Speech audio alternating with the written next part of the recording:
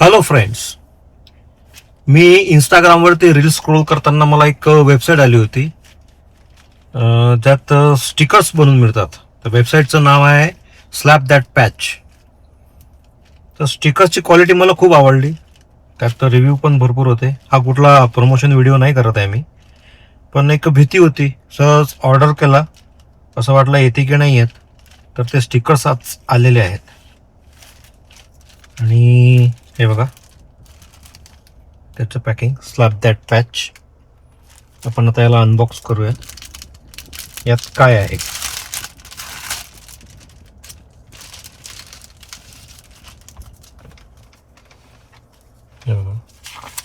असं काही याचं हे ते इन्स्ट्रक्शन्स आहेत.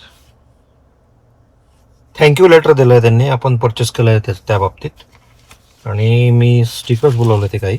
हे बघा, जसं हे हनुमानजीचं आहे, जे मला माझ्या गाडीसाठी मी बोलवलं आहे. गाडीच्या विंडशील्डवर मला हे लावायचं होतं. सेकंड, हा मी स्वतः बनवलेला लोगो आहे BJPचा. हा पण मला माझ्या गाडीवर लावायचा होता. हा मी स्वतः डिझाईन केलेला आहे. आणि त्यात ऑप्शन होतं की तुम्ही तुमचं डिझाईन्स, फोटो, काही तुम्हाला जर त्याचे स्टिकर्स बनवून पाहिजे असतील तर ते बनवून पाठवतात. हा माझा स्वतःचा बनवलेला लोगो आहे. हे छोटे 2 बोलवले आहेत मी, हे माझ्या 2 टू व्हीलरसाठी. आणि हा गाडीच्या मागच्या काचावरती मला लावायचा आहे. आणि हा विंडशिल्डवरती लावायचा आहे. हे हनुमानजीचं आहे. आणि हा खूप जेव्हा ब्लॅक बॅकग्राऊंडवर लागेल तर हा निश्चितच चांगला दिसेल. आता आपण याला लावून बघूया याची क्वालिटी कशी आहे, काय आहे ते, आणि हा आपल्या गाडीवर कसा दिसतो. चला भेटूया थोड्या वेळात. जसं तुम्ही बघताय वेबसाईटवर ते आणि याच्या क्वालिटीत थोडाफार फरक आहे. जसं हनुमानजीची जी हे प्रतिमा आहे, फोटो आहे, याची थोडी क्लॅरिटी बाबतीत मला शंका वाटते. पण बघूया लावल्यानंतर कसं दिसतंय ते. तर चला आता आपण लावून बघूया. ही माझी गाडी आहे MG विन्सर. मला खरं तर EV कार घेतली तेव्हापासून EVचे पण काही व्हिडिओज टाकायचे होते, पण ते काही कारणास्तव मी टाकू नाही शकलो. तर आज या कारसोबत हा पहिला व्हिडिओ आहे माझा, जो आपण संकटमोचन श्री हनुमानजींच्या स्टिकरपासून सुरू करतो आहे. तर बोला जय हनुमान. गाडी खूप उंच आहे. मला बघा कुठून चढावं लागेल. आता आपल्याला याचा सेंटर बघावं लागणार आहे कुठे येते ते.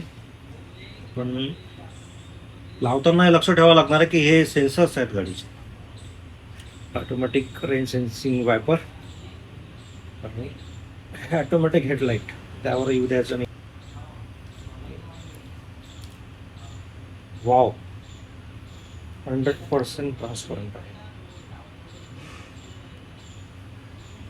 रेडियमला खूप चांगला पर्याय आहे.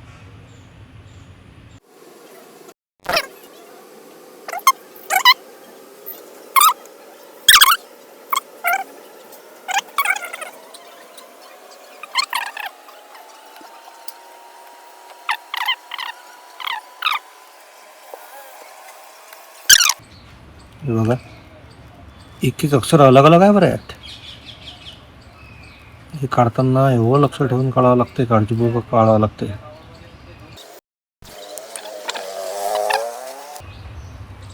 ही जे काही टेक्नॉलॉजी नवीन आली आहे ना, खूप जबरदस्त आहे. म्हणजे आपण आपले कस्टमाइज स्टिकर सुद्धा यावरती बनवू शकतो.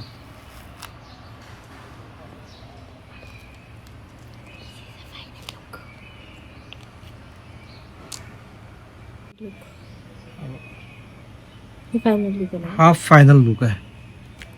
हा पेपर आपण काढून टाकलाय.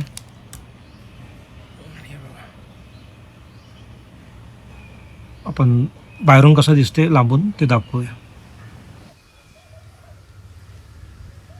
लांबून घेतोय मी, झूम केलाय. हा फायनल लुक आहे.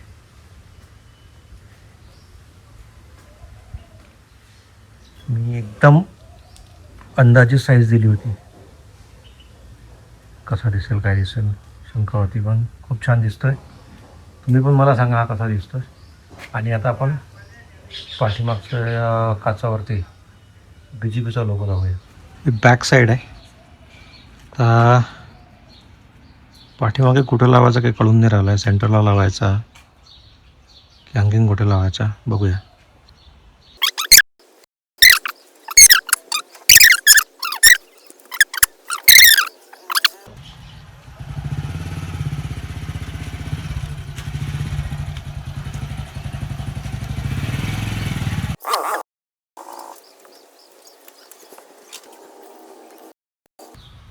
मी जे डिझाईन पाठवलं होतं ना ते तसंच्या तसंच एक्झॅक्ट. इवन यात जे छोटे छोटे डॉट्स आहेत ना डिटेलिंगमध्ये डस्टचे, कारण की हा जो ऑरेंज कलर आणि ग्रीन कलर घेतला आहे हा डस्ट कलर आहे म्हणजे इमेजमध्ये. तर त्याचे छोटे छोटे डॉटसुद्धा यांनी मला पाठवले तसेच तसेच.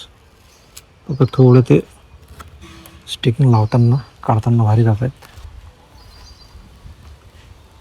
तुम्हाला काढून पूर्ण फायनल रिझल्ट देतो मी.